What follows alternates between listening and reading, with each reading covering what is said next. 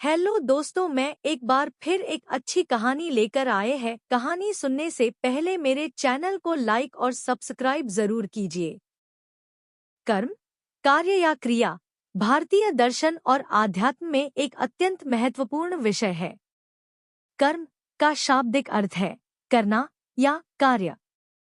यह विचार हमें यह समझाने का प्रयास करता है कि हमारे कार्यों का हमारे वर्तमान और भविष्य पर क्या प्रभाव पड़ता है। नीचे कुछ प्रमुख कर्म से संबंधित विचार दिए गए हैं। 1. कर्म का सिद्धांत, लॉ ऑफ कर्मा।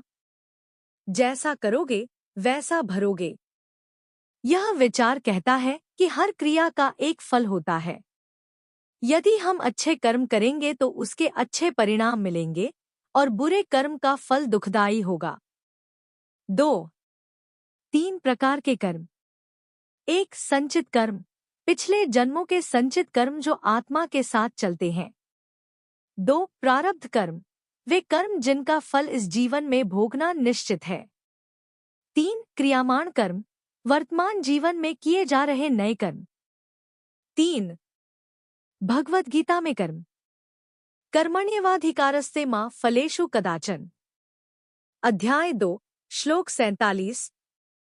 श्री कृष्ण अर्जुन से कहते हैं, तुम्हारा अधिकार केवल कर्म करने में है, फल की चिंता मत करो।